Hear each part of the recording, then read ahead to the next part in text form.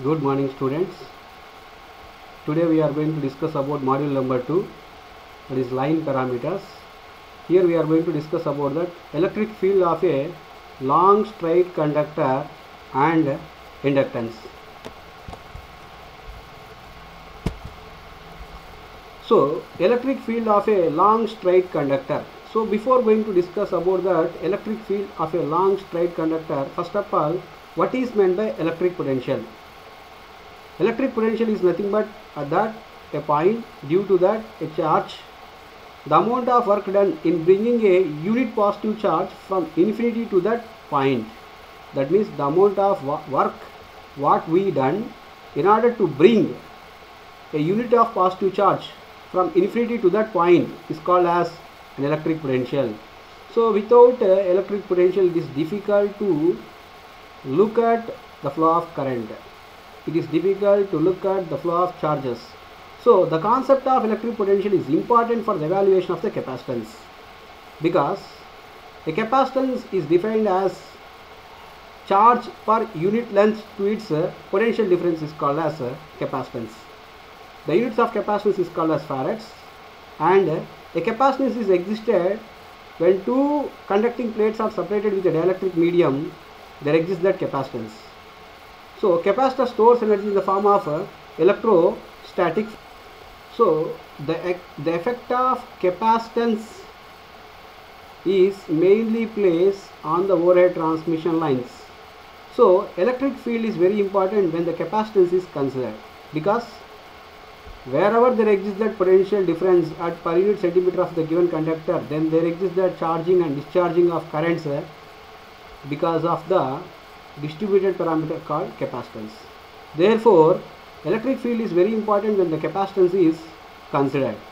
So at the same time, the lines of electric flux originates from the positive charges of one conductor and terminates from the negative charges of the other conductor.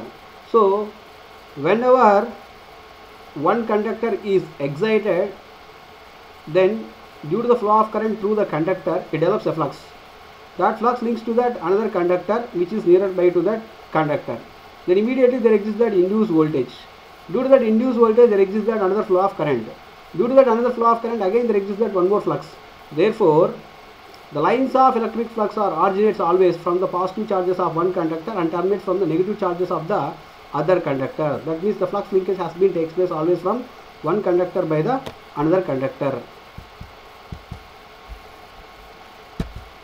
So the total electric flux is evaluating from a conductor which is numerically equal to the number of coulombs of charge on a conductor. Therefore, mathematically we can express the formula, that is electric flux density is equal electric flux per square meter. So electric flux density is defined as the ratio of electric flux to its square meter is called as electric flux density, and it is measured in coulombs per square meter because the units of charge, that is coulombs, because flux is directly proportional to the current. So as we know that from Ohm's law, current is directly proportional to the applied voltage. However, we are saying in similar manner here the flux pi is directly proportional to the flow of current, that is capital I, through it.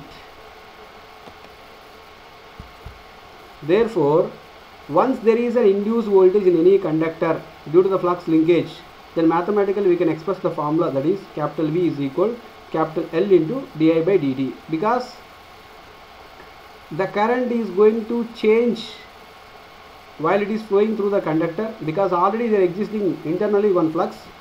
So this current is going to oppose that main flux, thereby the current flowing through the conductor is going to changes with respect to the time. That's what it is represented mathematically, the formula as capital V is equal L into di by dt.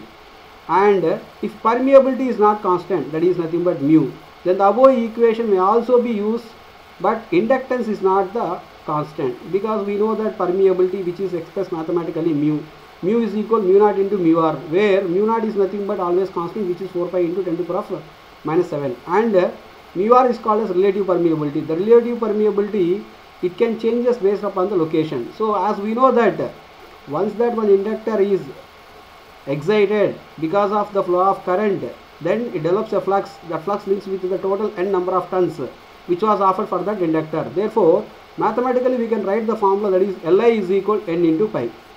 And we know that n pi, because let us consider a small inductor having that n number of turns, and the inductor is excited with a voltage called V. Then due to the excited voltage called V, it directs a flow of current called I. Due to the flow of current I in that coil, which has that n number of turns, it produces a flux called pi. That flux links with the total n number of turns which was offered for that coil or an inductor. Therefore, we can write that mathematically, that is Li is equal n into pi.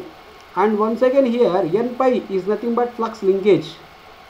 So flux linkage is mathematically, we can express, instead of n into pi, we can write as psi.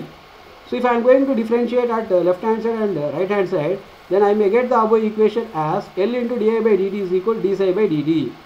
So if there is a change of current through any inductor, then there is a change of the flux linkages for that inductor which has that n number of turns which was offered for that inductor or for that coil.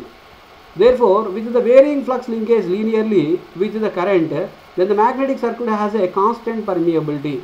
So I can write that mathematically, the formula Li is equal psi, what we got at here, that is Li is equal psi, where Li is equal n into pi. N into pi is nothing but psi mathematically. So I am going to take in that Li is equal psi. From here, if I send this left hand side I to right hand side, then L is equal pi by I henries. Or otherwise we can write that pi is equal, that is nothing but psi is equal, flux linkage psi is equal product of the inductor and its flow of current called L into I. Therefore, the flux linkage psi is equal Li Weber turns. Li Weber turns. Therefore, Weber turns are the units for flux linkage called psi.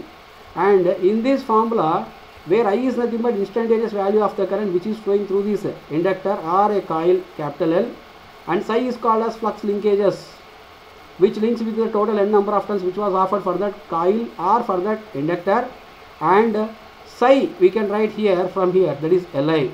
For an sinusoidal current, the flux linkages are also sinusoidal, because if the inductor or a coil L which is excited with an alternating current, then only the current flowing through the inductor or through the coil is alternating current called I.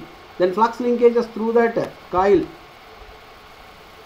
or through that inductor, that is pi, that links with the total n number of turns called n pi. So n pi I can write as psi. So I will write here psi is equal L into I.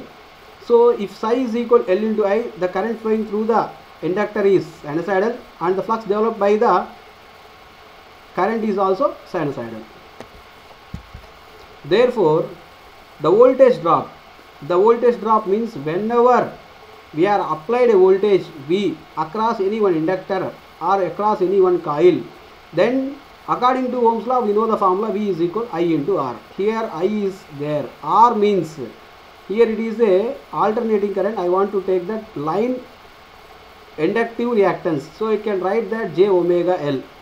Omega L is also known as, we can write as 2 pi f L. 2 pi f is also known as XL. Therefore, capital V is equal J into XL into I volts. Or otherwise we can write that J omega psi, because Li means we know that psi. So we can write that V is equal J omega psi volts. So however we define that self-inductance formula called L is equal psi by I, whose units are henries. In the same manner, there is a mutual inductance which is existed between the two circuits. Among the two coils, if there is a flux linkage, then definitely whatever the flux which was developed by one coil, due to that energizing of that coil, then it develops a flux. That flux links to the another coil which is nearer by to that coil. Then the flux which linkages to primary coil 1 to secondary coil called pi 1 2, it is because of the current flowing through a coil called I2. So I can write that mathematically, the mutual inductance formula M12 is equal psi 12 divided by I2. However, here we write in the formula L is equal psi by I. In similar manner, M12 is nothing but mutual inductance which is existed between coil 1 to coil 2, that is M12 is equal psi 12 divided by I2. So mathematically we can write the formula V is equal J omega M12 into I2 or J omega psi 12. Here M12 into I2 is nothing but psi 12 volts. Mutual inductance is very important while we are considering thing. Thank you.